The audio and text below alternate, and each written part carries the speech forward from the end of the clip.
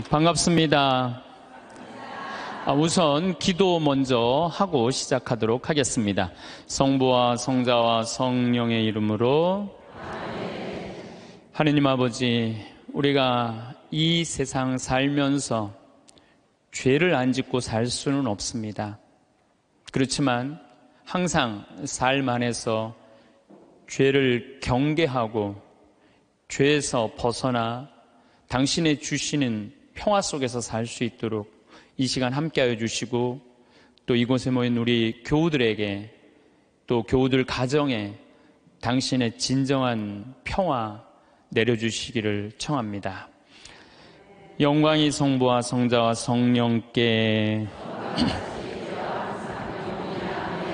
성부와 성자와 성령의 이름으로 아멘. 참 예수님. 네, 반갑습니다. 네.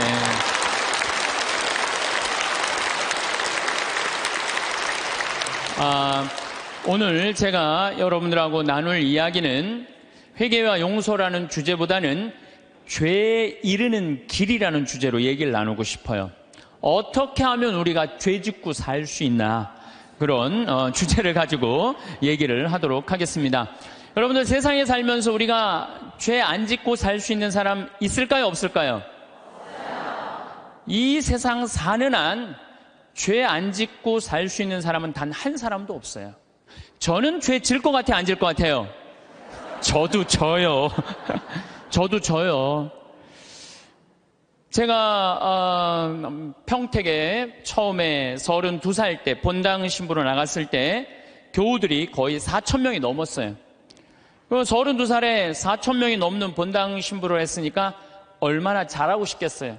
주일날 미사가 끝나면은 대미사 한 1,000명 정도 미사 참여를 왔어요.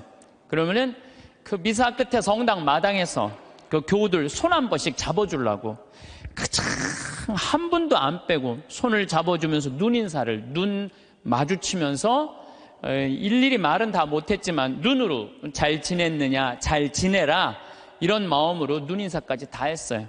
그런데 어떤 경우는 또 교우가 손을 붙잡고 지난주에 뭐 우리 집 애가 아파서 병원에 갔다 왔다 뭐 이런 얘기를 하면 또 그 얘기 들어줘야 되잖아요. 그래갖고 이렇게 제가 이렇게 얘기를 들어주면서도 귀는 그분 얘기를 듣고 눈은 지나가는 분들 계속 인사를 이렇게. 그래서 저는 제 나름대로 최선을 다해서 교우들 사랑의 마음을 전했다고 생각을 했어요. 근데 다음 주에 고해소에 들어와갖고 자매 하나가 막 우는 거예요. 신부님, 왜 나를 무시하느냐?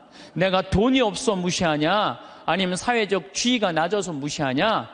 내가 세상에서까지 무시받는데 성당에 와서까지 무시를 받아야 되느냐? 아니, 그게 무슨 말씀이냐고? 그러면은 이 자매가 하는 말이, 왜 지난주에 내 인사를 안 받냐? 남들 인사는 다 받고. 참, 저는 나름대로 교우들한테 다 한다고 했는데 그 와중에도 내가 그분의 인사를 받지 않았기 때문에 그분은 일주일 동안 내가 미웠던 거야. 내가 믿기도 하고 내가 성당에서 신부님한테 내가 이렇게 무시를 당하고 살아야 되나 굉장히 괴로웠던 거죠. 그래서 내가 그 고해성사에 머리를 뒤찌고 하는 말이 있어요. 그래, 사는 게 죄다. 사는 게 죄야. 사는 게 죄예요. 어떨 때 보면 이쁜 것도 죄예요. 이쁜 것도. 성당에 이쁜 여자 나오잖아요. 그럼 마음 산란해요. 이쁜 것도 죄야. 또 이쁜 여자가 또 그냥 거기서 그냥 막 성당에서 그냥 활동도 하고 막 빛이 나면은요, 더 미운 거죠. 나는 왜 저렇게 이쁘게 태어나질 못했을까? 어떨 때 보면은 이쁜 것도 죄예요. 여러분들은 성당에 열심히 나오고 싶어요. 자녀들 손잡고 남편하고 같이 행복하게 성가정 이루고 살고 싶어. 예수, 마리아, 요셉이 이룬 성가정, 여러분 다 그런 꿈이 있죠? 정말로 다 같이 미사 참여 손잡고 하고 싶은 꿈이 있는데, 자식은 성당 가자 그러면은 마치 성당 가는 건 구닥다리나 하는 것처럼 엄마나 가라 그러고 성당 가는 거 무시할 때, 내가 무시당하는 게 아니라 예수님까지 무시당하는 기분 들 때 우리가 너무너무 슬퍼요. 남편은 또 술 먹고 바람 피고 때리고 폭력을 하면은 여러분들 그런 남편 정말로 죽이고 싶을 때도 있잖아요. 정말 난 착하게 살고 싶은데 마음에 죽이고 싶은 생각이 들 때가 있어요. 얼마 전에 어떤 할머니가 56년 동안 남편이 계속 때렸던 거예요.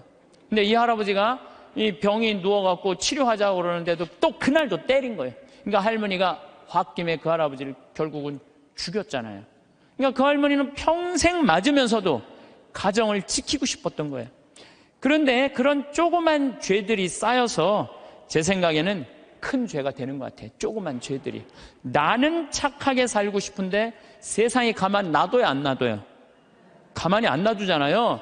나 성당에서 신앙생활 열심히 하고 싶은데 다른 사람이 나 욕하고 헐뜯으면은 내 마음 안에서 미움이 생겨요, 안 생겨요? 나는 정말로 착하게 살고 싶은데 남들이 가만히 안 놔두는 거야. 또 보이스피싱 있잖아요. 이 금쪽 같은 아들이 서울 가서 공부 잘하고 있는데 갑자기 전화가 한 통 온 거예요. 지금 아들이 교통사고가 나갖고 지금 병원에 내가 데려다 준 사람이다. 이 응급실에 있는데 수술 안 하면은 죽는다. 빨리 돈 좀 보내라. 아니, 아들이 죽는다는데 묻지도 따지지도 않고 어떻게 해요? 돈 300만 원 보내줬어. 그랬더니 한 10분 후에 아들이 전화하는 거, 엄마 잘 있느냐고. 멀쩡한 아들이. 이미 돈은 보냈는데. 그렇게 2008년부터 3만 건이 넘는 보이스피싱에 우리 순진한 사람들이 얼마만큼의 돈을 손해를 받느냐면 3,700억을 손해를 봤어요. 3,700억을. 그러니까 그 착한 사람들이 그렇게 돈이 사기당했다고 생각했을 때 화가 나요, 안 나요? 화가 나요. 착하게 살고 싶은데도 세상이 가만히 놔두지 않는 거예요. 근데 여러분들, 여기 계신 여러분들 대부분이 착하게 살고 싶은 분들일 거예요. 그러니까 이 시간에 여기 나왔겠죠. 한번 착하게 살아보고 싶은 의지가 있는 분들 아니에요. 근데 남을 죄짓게 하는 사람들은 반드시 하느님께서 거기에 응당한 대가를 치른다고 예수님 말씀하시잖아요. 예수님께서 이런 말씀을 하시죠. 남을 죄짓게 하는 일이 일어나지 않을 수는 없다. 참 중요한 말을 해요. 우리가 세상을 살면서 남을 죄짓게 하는 일을 안 일어날 수는 없다. 그러나 불행하여라. 그러한 일을 저지르는 자, 이 작은 이들 가운데 하나라도 죄짓게 하는 것보다 연자매를 목에 걸고 바다에 내던져지는 편이 훨씬 낫다. 너희는 스스로 조심하여라. 우리 이 세상 살아가면서요, 나도 죄를 안 짓고 살아야 되지만 나로 하여금 다른 사람이 죄를 져서는 안 된다는 거예요. 그래서 항상 죄에 대해서 경계를 해야 되는 거죠. 그래서 여러분들 주위 중에 지금 사기치는 사람들, 남 괴롭히는 사람들, 이런 사람들 누가 다 대신 벌 줄 거야? 하느님께서 대신 다 벌 줄 거예요. 그래서 여러분들이 직접 벌 주지 마세요. 누구한테 미뤄? 하느님한테 미뤄. 하느님이 좀 알아서 좀 해달라고. 그래서 이 세상에서 제일 회개시키기 힘든 사람이 어떤 사람이냐면은 자기는 죄 지은 게 하나도 없고 다 남 탓이라고 생각하는 사람. 마누라 실컷 두들겨 패고 난 다음에 당신 마누라 때리면 안 된다고 그럴 때 나는 잘못한 거 하나도 없다. 저 마누라가 잘못해서 내가 두들겨 팬 거다. 이런 사람은 회개시킬 수가 없어요. 그러니까 여기 계신 분들 중에 나는 지금 잘하고 있는데 남들이 잘못돼갖고 내가 죄를 짓는 거다. 내가 때리거나 이러는 거다. 이거 큰 위험에 빠진 분들이에요. 옛날에 러시아에 신부님이 한 분 계셨어요. 이 신부님은 이렇게 시내 본당 신부님이었어요. 근데 이렇게 가정방문 아침에 나가고 병자성사를 나갈 때 보면 그 앞에 몸 파는 여자들이 그냥 성당 앞에 시내니까 쫙 있었어요. 그래갖고 밤새 막 옷 그런 거 그냥 빨아놓고 걸어놓으면은 신부님이 나가면서 회개하라고, 니네들 때문에 수많은 사람들이 죄 속에 빠지고 너희들도 죄의 굴레 속에서 산다고, 회개 안 하지면은 너희들은 지옥에 갈 것이라고. 신부님 나갈 때 또 들어올 때 또 그냥 밤에 그냥 여자들이 그냥 몸 판다고 쫙 이상하게 옷 입고 앉아 있으면은 그냥 신부님 눈꼴이 시잖아요. 그러니까 뭐라 그래? 회개하라고. 너희들 그렇게 죄 지면은 지옥에 갈 거라고. 그래서 신부님이 평생 그 여자들한테 회개하라고 얘기를 했어요. 그래도 이 여자는 먹고 살아야 되니까 그냥 신부님이 그럴 때마다 눈물을 흘리고 회개를 했어요. 그런데 신부님이 그렇게 열심히 하늘나라 선포하다가 돌아가셨어요. 돌아가셨는데 신부님이 돌아가신 날 그 성당 앞에서 맨날 몸 팔던 여자도 같이 죽은 거야. 똑같은 날. 그래갖고 이제 베드로 성인 앞에 가고 이제 천당, 지옥, 연악, 도정을 딱 받으려고 이렇게 줄 서서 있는데 신부님이 가만히 보니까 평생 몸 팔고 살던 여자가 앞에 딱 서 있는 거야. 이 여자가 내 앞에 있네? 그래갖고 이제 저 여자 평생 죄 짓고 산 여자니까 저 여자는 지옥에 갈 거야.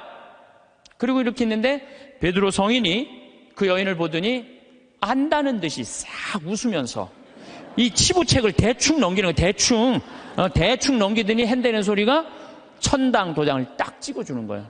신부님이 뒤에서 기가 막히잖아요. 저 여자가 어떻게 산 거 알면은 천당이라는 도장을 찍어줄 리가 없는데 저런 여자가 천당이면은 나는 만당이겠다. 만당. 저런 여자가 천당이면 난 만당이겠다.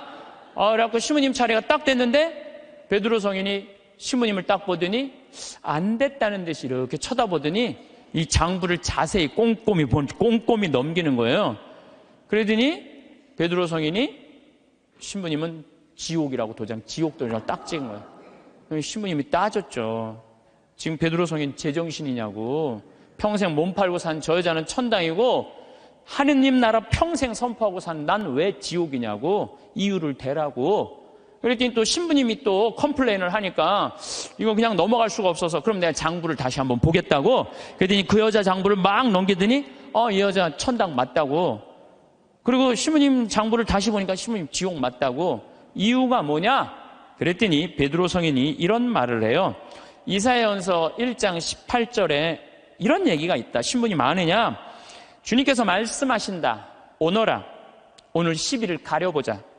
너희의 죄가 진홍빛 같아도 눈같이 희어지고 다홍같이 붉어도 양털같이 되리라.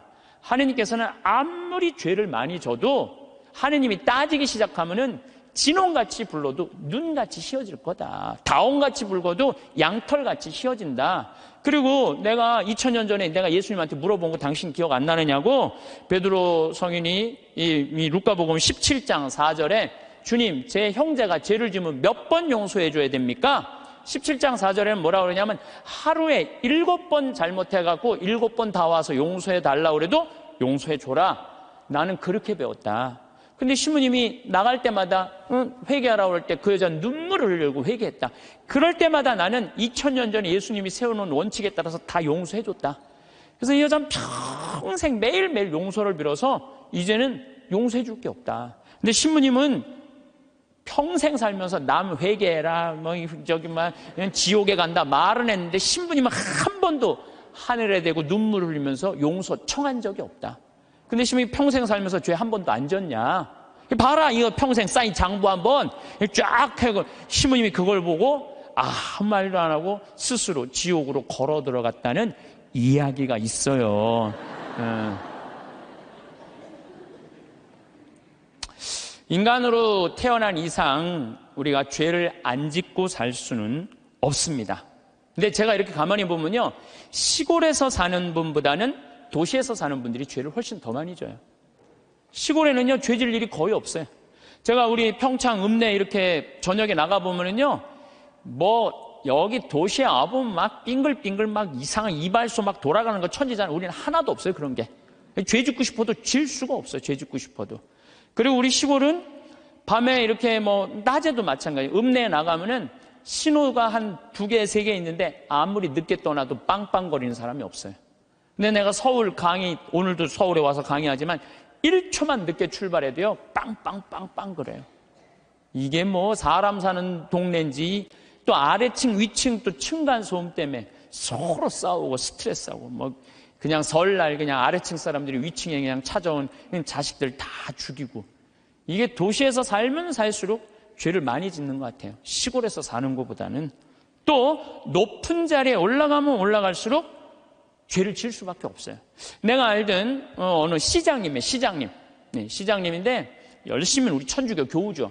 근데 자기는 정말로 돈을 안 받았대요. 정말 하느님 앞에 맹세할 수 있대요. 그런데 자기가 감옥에 10달 갔다 왔대요. 갔다 온 이유가 뭐냐면 추석 때 선물 꾸러미들이 그렇게 많이 들어온대요. 그러면은 선물을 막 다 보낸대요. 그럼 정말 사과 박스 같은 게 들어오면은 그 미처 못 보내고 던지고 가는 사람이 있대요. 그럼 뭐 업무 바쁘다 보면 다음날 뜯어보면 거기 안에 돈이 꽉 들어있대요. 그래갖고 다시 돌려줘도 하루만 그게 그 집에서 잠을 자도 이게 꺼리가 된다는 거예요. 자기는 전혀 받고 싶지 않은데. 그러니까 높은 자리에 올라가면 올라갈수록 죄 짓고 싶지 않은데 이게 그래서 여러분들 출세하는 거 그렇게 좋아할 거 없다는 거예요. 높은 자리에 올라가면은요 죄 지을 수 있는 기회가 훨씬 많아요.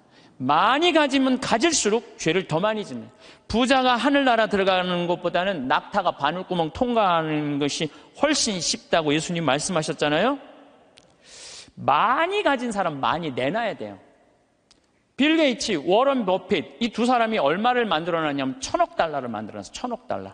빌 게이츠는 600억 달러를 내놓고 워런 버핏은 300억 달러를 빌 게이츠한테 줬어요. 자선재단에.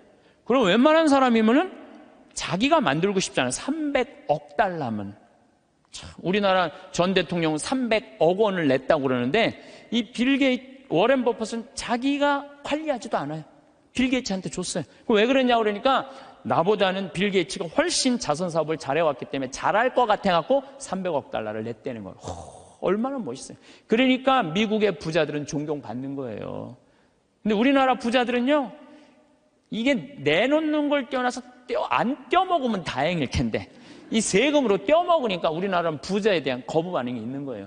예수님이 그랬어요. 많이 가진 사람은 많이 내놔야 된다. 많이 가진 사람. 하느님께서 많이 준 얘기는 많이 나누라고 그러는데, 이게 여러분들 루카복음 16장에 부자와 나라로 얘기 알죠? 부자는 잘 먹고 잘 살았어. 하다못해 나자로 떨어지는 부스러기도 개가 나자로 종기 핥았어요. 근데 마지막 날에는 나자로는 아브라함 품에서 참 호강을 하고 부자는 뜨거운 불똥이 있어요. 물 한 방울 그것도 못 먹었잖아요. 예수님이 그러잖아요. 살아생전에 너무 고생을 했기 때문에 이 나자로는 호강을 하는 거. 당신은 부자인데 아무것도 나누지 않았고 고생하는 거다. 그러니까 우리가 돈이 많고 출세하면 할수록 뭐에 가까우냐면 죄에 가까운 거예요. 그만큼 뭐가 많아? 책임이 많기 때문에 책임이. 없는 게 속편한 게 있어요. 예수님은 이방인, 죄인들, 창녀들이 먼저 천국 간다는 말이 저는 요즘 조금 이해가 돼요. 버림받고 가난하고 빼곡고 힘없는 사람 천당 갈 확률이 많아요. 근데 여기가 지금 수서성당이란 말이에요. 우리나라에서 제일 잘 사는 동네란 말이야. 약간 위험하지 않을까. 그러니까 여러분들은 어떻게 해야 돼? 더 많이 내놔야죠. 요즘 저는 중국을 이렇게 보면요 걱정돼요. 여러 가지로 걱정돼요. 5살짜리 아이 막 눈알 빼고 막 그렇죠? 50살짜리 얼마 전에도 할아버지도 눈알 막 빼가고 참 이 살아있는 사람들 눈알을 빼가요. 또 애들 1살 2살짜리 유괴에다가 팔아먹는 이게 수두룩하다는 거예요. 그거 팔아먹는 사람이 300명이 넘는다는 거예요. 그거 얼마 전에 잡았잖아요. 그러니까 중국이요, 저는 하느님을 믿지 않아서 반성을 하지 않는 나라예요. 쉽게 말하면 회개하지 않는 나라예요. 얼마 전에도 제가 그 중국에서 올린 동영상 유튜브를 봤는데 길 가면서 이렇게 소매치기 할아버지가 잡았어요. 그랬더니 잡았다고 그 할아버지를 길에서 때리는데 한 명도 모르는 척하는 거예요. 한 명도 말리는 사람이 없는 거예요. 이 막대기로 때리는데도. 중국 사람들은 남 일을 관여하지 않는데 관여했다가는 더 큰 화를 입어서 양심이 완전히 없는 거죠. 돈만 벌으면 뭐예요? 요즘 중국이 돈 잘 버는데 이게 회개하지 않으면은 회개하지 않는 나라 또 있잖아요. 일본도 똑같은 나라예요. 제가 보기에는. 예. 그래서 우리가 정말로 회개를 하고 살아야 된다. 그러면 우리가 어떻게 죄를 질 수 있느냐? 우리가 자그만 죄들이 커서 큰 죄가 되는데 그 자그만 죄, 우리가 큰 죄로 가는 첫 번째 뭐냐면 게으름이에요. 게으름. 덴마크 속담에 이런 얘기가 있어요. 젊어서 게으름은 늙어서 도적이 된다고 그래요. 게으른 사람이요 다 남 욕하고 비난하고 사기치는 거예요. 대부분이. 얼마 전에 우리 동창 신부들 모임이 있었어요. 한참 재미나게 노는데 내 정말 친한 형이 전화를 받더니 그러더라고요. 뭐라고? 죽었다고? 아씨 왜 죽어? 좀만 기다리지. 아씨 내가 찾아가려고 그랬는데 왜 죽었어? 장례 미사가 언제야? 그렇게 묻더라고요.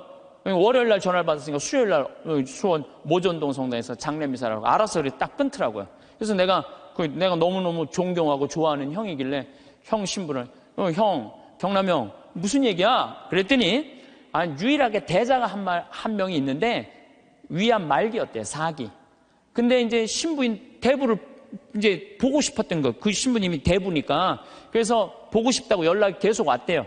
계속 왔는데 내일 가지 이렇게 미루다 보니까 대자 죽은 걸 못 본 거야.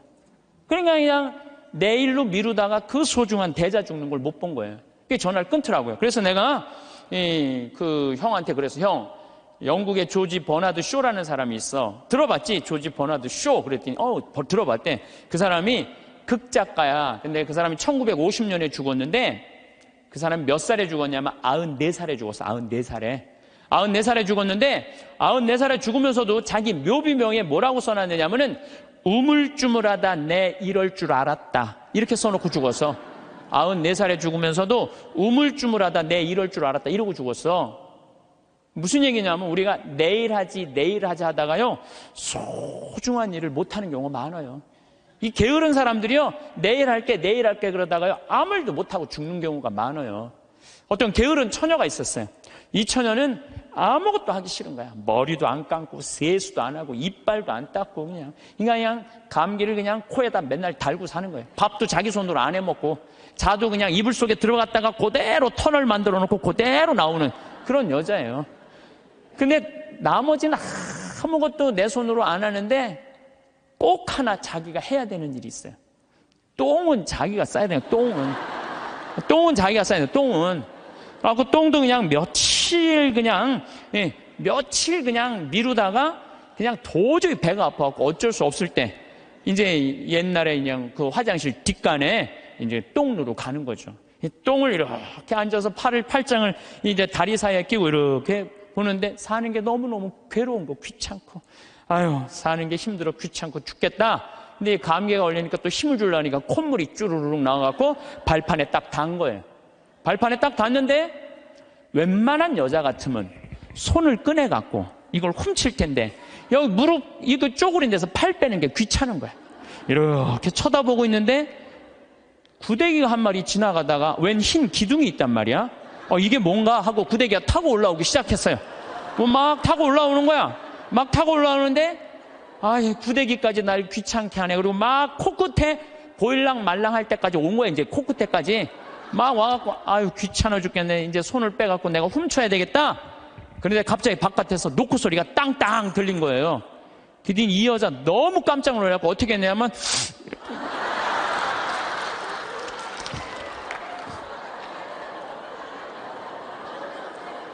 우물쭈물하다가 그러는 경우 참 많아요. 우물쭈물하다가 큰 코 닥치는 사람들 많아요. 여러분들 이런 분들도 많아요. 성당 나가. 나중에 나갈게. 내가 좀 더 늙으면 나갈게. 그러다가 성당 나가서 회개도 안 하고 정말 하느님 만나지도 않고 그러다가 갑자기 죽는 경우 많아요. 막 게으른 처녀나 내일 가지 그러다가 그 중간에 그냥 시모님한테 병자성사도 못 받고 죽는 사람이나 뭐 달라요? 달릴 게 뭐 있어요? 우리 생태마을에는 이제 그 여름에 환경 피정을 해요. 전국에서 70개 성당이 와요. 그럼 애들이 한 3,000명 정도 와요. 그럼 2월 달에 예약이 끝나요. 그럼 어떤 성당은 2월 달부터 계속 답사 와요. 답사 오고 프로그램 확인하고 선생님, 신부님, 수녀님들이 다 와갖고 궁금한 거 있으면 다 물어봐. 그런 성당들은요 와서 프로그램 잘하고 가요. 근데 어떤 성당은 답사도 안 오고 전화도 안 하고 프로그램 문의도 전혀 안 해. 6월달, 7월달 하기 전에 6월달에 오리엔테이션을 해요. 전국에 있는 성당에 다 오라 그래갖고 하루. 그래서 프로그램 다 답사식. 그것도 안 와. 아무 준비도 안 하고 딱 왔다가 내가 이럴 줄 알았으면 여기 안 왔다고. 그리고 그냥 2박 3일 동안 싸우고 가는 성당들도 있어요. 보면은. 인생에 있어서 준비가 안 돼 있는 사람들은 항상 싸워요. 항상. 보면은 우리 생태마을에도 우리 직원들 이렇게 보면은 야 여기 고추밭에 대 좀 한 100평 좀 전부 다 걷어놔. 저녁에 와보면 안 걷어놨어. 왜 안 걷어놨어? 태풍이 온다고 그랬다 뭐 누가 일을 시켰다 계속 핑계를 대요. 그럼 내가 잘라요. 게으른 사람은 어떻게 했어요? 자르면 또 우린 대개 서울, 경기도에서 이제 다 취직을 해갖고 하잖아요. 집에 가갖고는 또 뭐라고 했냐면 그 생태마을 망해야 된다고 그런 데는 막. 예. 꼭 게으른 사람들이 남 핑계를 많이 대요. 마태복음 24장 45절에 보면 충실한 종과 불충실한 종 얘기가 나와요. 주인이 자기 종에게 집안 식솔들에게 제때 양식을 내줬는데 그렇게 하는 슬기로운 종이 있는가 하면은 주인이 늦게 오려니 하고 술 먹고 때리고 이래갖고 주인이 갑자기 어느 날 왔을 때 당황한다 이거죠. 그러니까 여러분들 우리가 인생을 살 때는 항상 부지런해야 돼요. 그러니까 여러분들 앞으로 5년 후에 내가 뭘 할 거다, 10년 후에 뭘 할 거다, 20년 후에 뭘 할 거다, 30년 후에 뭘 할 거다, 이거 계획 서 있어야 돼, 안 서 있어야 돼요? 서 있어야 돼요. 그런데 그냥 아무 계획 없는 분들, 여기 지금 50에 은퇴해갖고 나는 아무 계획이 없다. 그러면은 50에 은퇴하면은 죽어요, 안 죽어요? 그 죽으면 너도 편안하고 나도 편안하고 대한민국 다 편안한데 안 죽어요. 50이 넘어서 100살까지 안 죽는 거. 50년 동안 아무 계획이 없는 사람들은 게으르게 살 수밖에 없어요. 여러분들, 우리나라가 지금 100살 이상이 몇 명이냐면 13,400명이에요. 100살 이상이. 근데 더 놀라운 건 뭔지 아세요? 3년 전에 내가 100살 이상 넘은 사람들 조사를 했을 때 몇 명이냐면 2,400명이었어요. 2,400명. 3년 사이에 10,000명이 늘은 거, 10,000명이. 안 죽고 10,000명이 그대로 3년 사이에 10,000명이 늘은 거예요. 지금 90살에서부터 100살까지는 몇 명이냐면 13만 4천 명이에요. 13만 4천 명. 그런데 80살에서부터 90살까지는 몇 명이냐면 97만 명이에요. 97만 명. 근데 70살부터 80살까지 몇 명이 270만 명, 273명. 그래서 65세 이상이 몇 명이 613만 명, 613만. 근데 이분들이 안 죽고 그대로 가는 거예요, 이제. 안 죽고 그대로 가는데 계획이 있어요, 없어요? 계획이 없는 거예요. 이거 큰일이에요.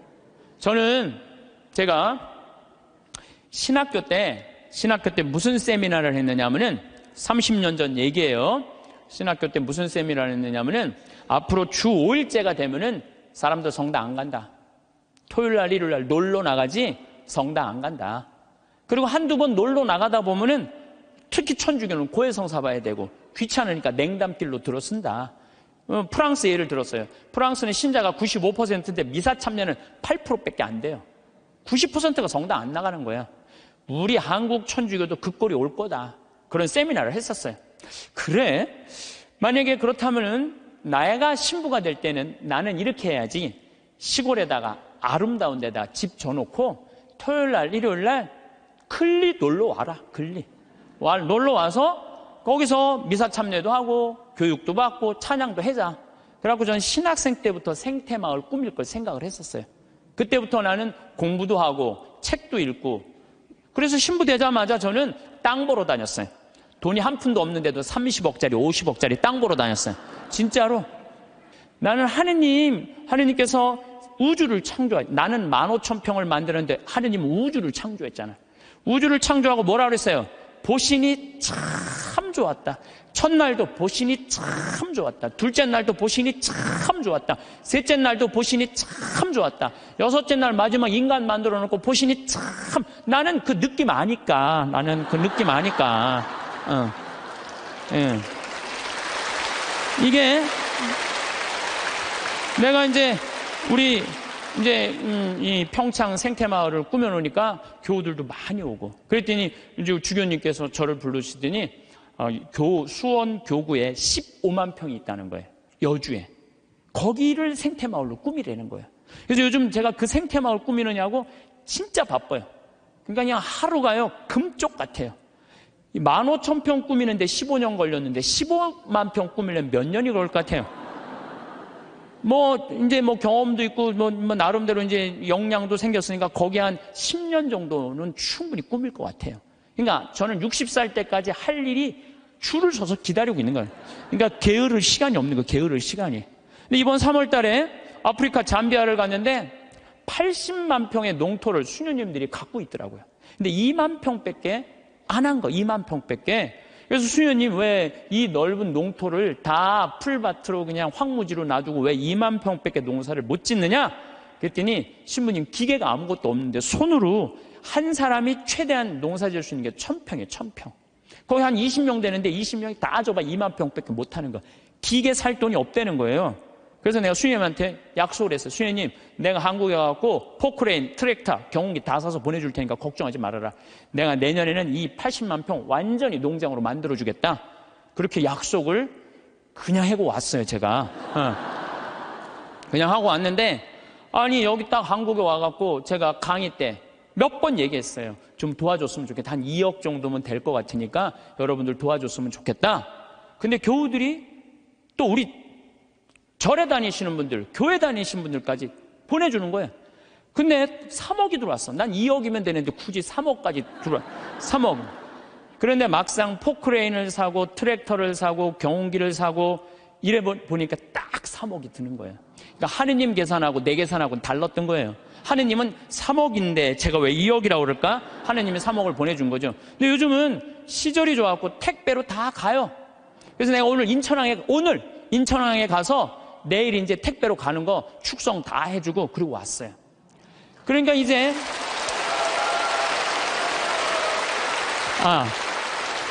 이거는 제가 박수를 받아야 될 게 아니고 정말로 함께 해줬던 그 많은 분들 1000만 원씩 봉헌해 주신 분들이 받을 박수예요. 저는 아무것도 한 게 없어요.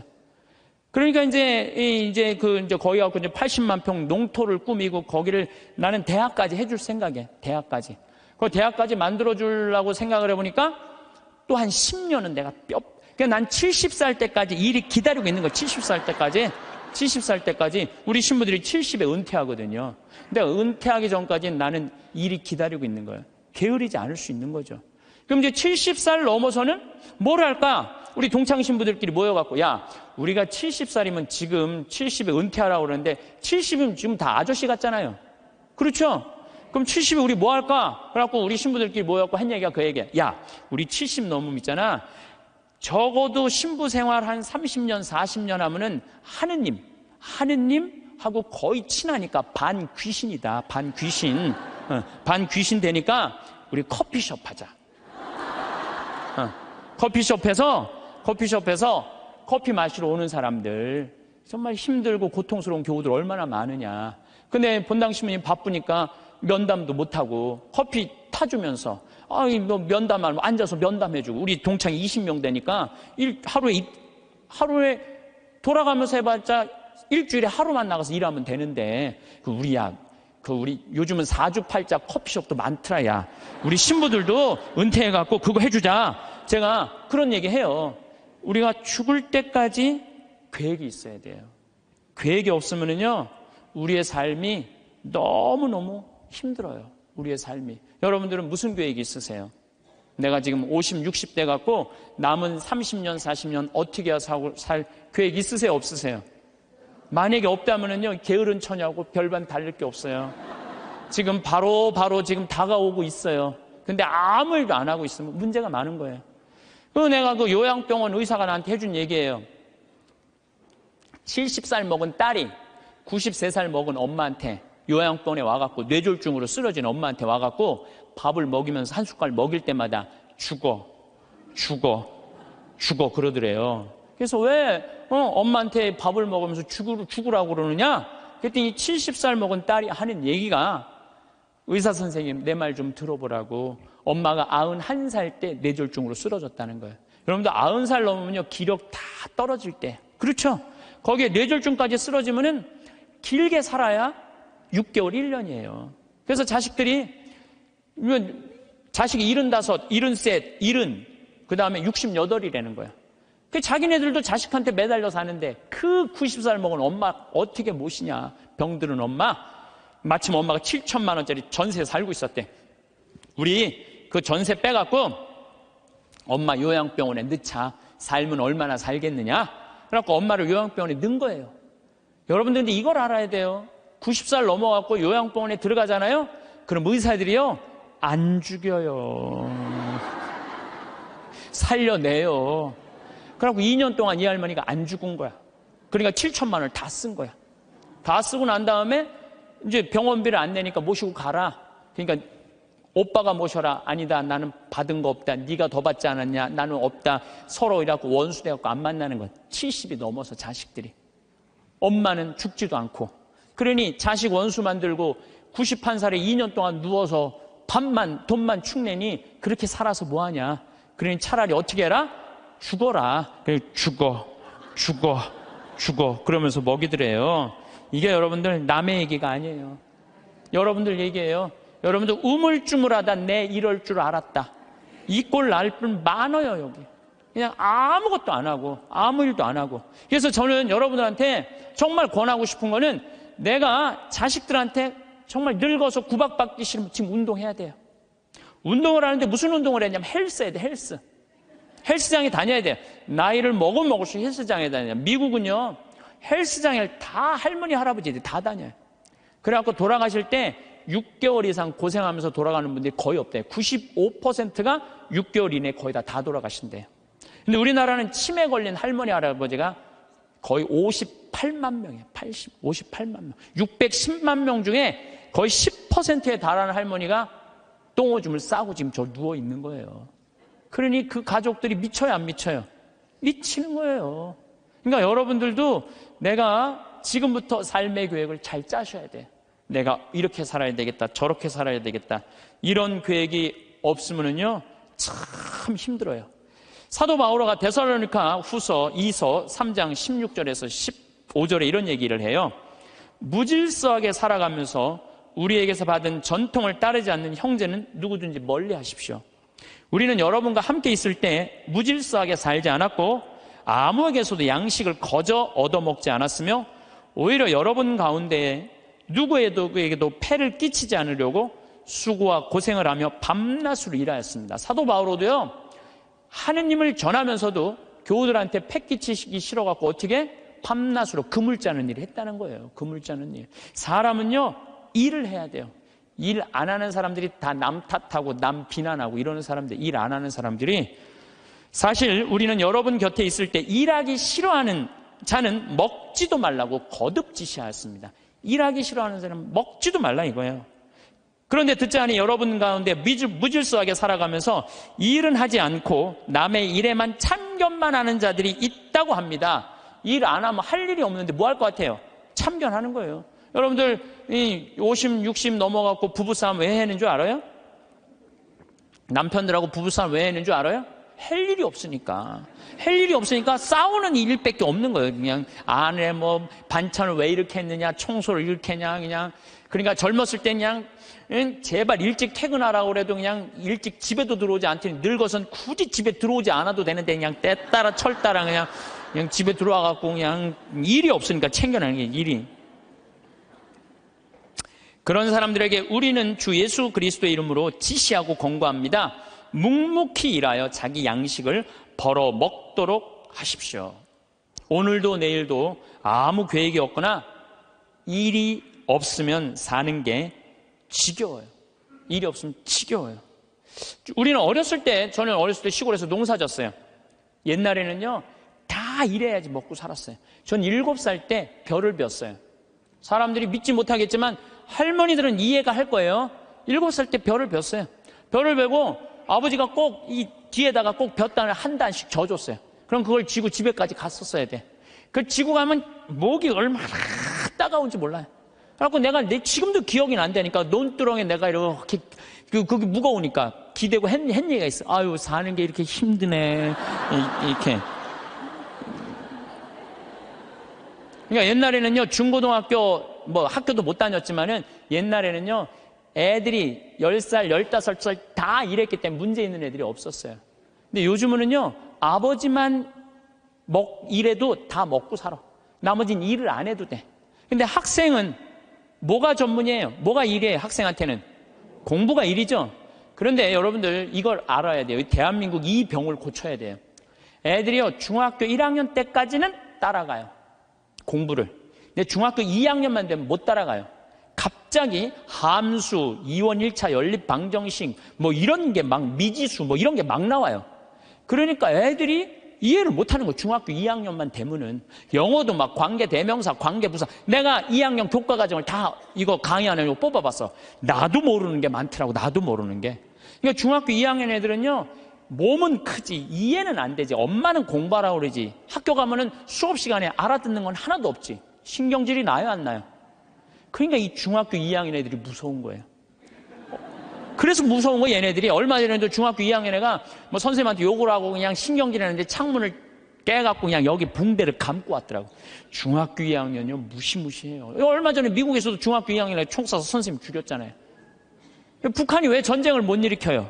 중학교 2학년 애들이 무서워서 전쟁을 못 일으켜요.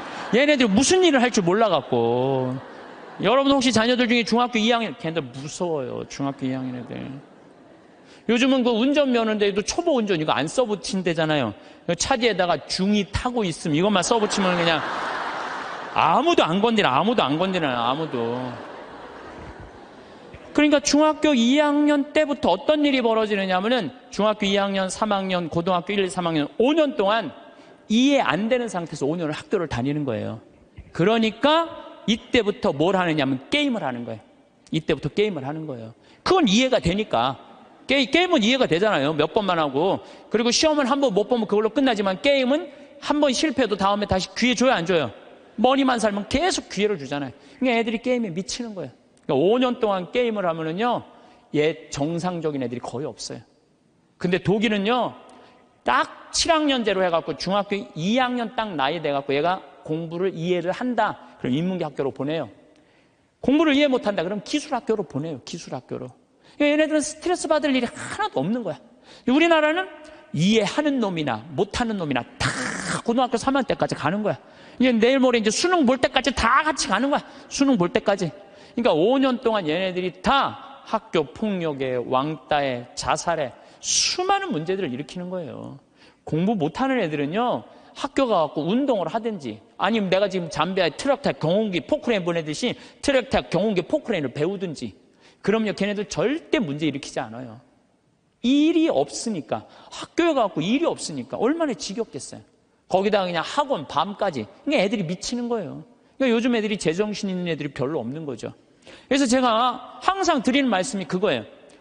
고등학교 3학년 여러분들 자녀들 가운데, 고등학교 3학년 자녀들 가운데 애는 착해. 등치는 산만하고 머리가 안 돌아가. 그런 애들은 우리 생태마을에 취직시키세요. 우리 생태마을에 지금 농장도 10명이 필요하고 주방도 10명이 필요해요. 왜냐하면은 농장에요, 천지가 돈이에요. 여러분 고개만 돌리면 천지가 돈이에요. 왜?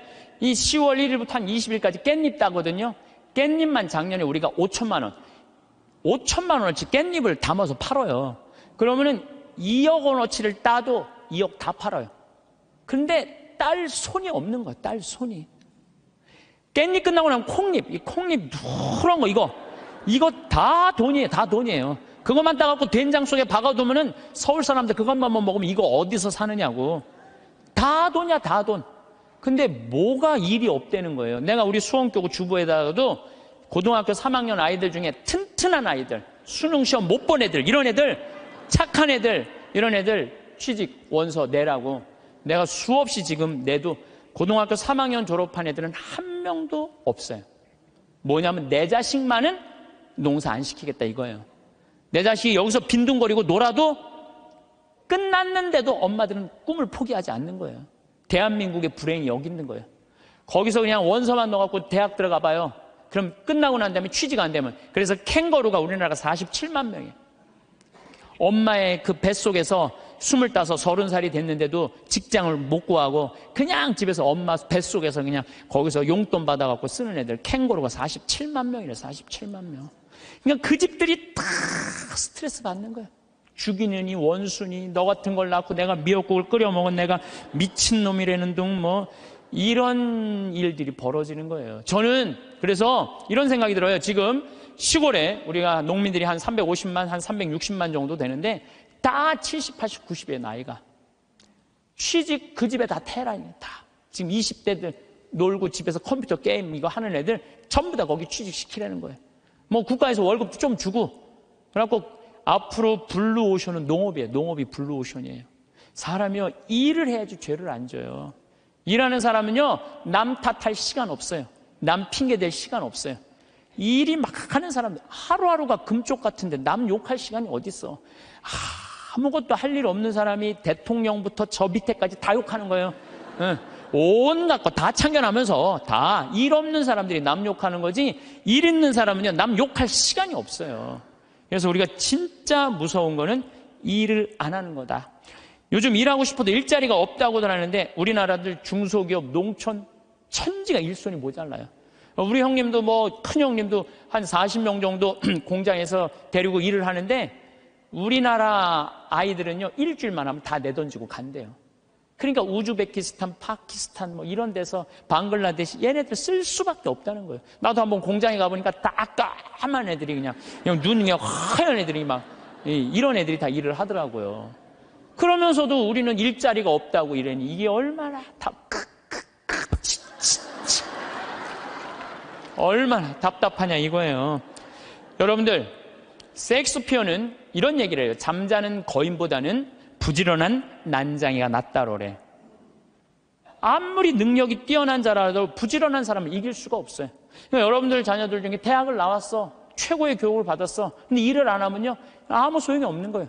고등학교, 중학교 나왔지만 열심히 일하면요 얘네들이 훨씬 낫다는 거예요. 근데 우리나라는 노동의 신성한 가치를 꼭 펜대를 굴려야지 훌륭한 사람이란 이 머릿속에 이 게으름 때문에 대한민국이 죄 속에 드는 거예요.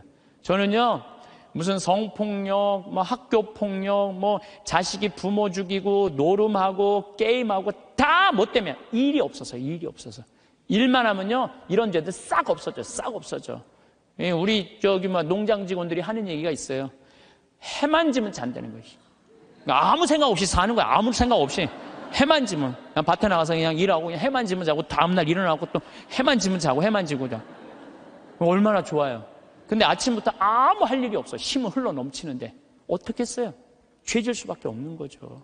그래서 작은 죄들이 모여서 큰 죄가 되는 거예요. 그래서 첫 번째 우리가 경계해야 되는 건 게으름이에요. 게으름. 여러분들도 레지오를 하든지 연령회를 하든지 호스피스 봉사라든지 헬스라든지 수영장을 다니든지 등산을 다니든지 일을 해야 된다는 거예요. 두 번째 우리가 죄로 가는 길은 뭐냐면은 시기심이야. 이거는 다음 주에 하도록 하겠습니다. 네. 성부와 성자와 성령의 이름으로 아멘.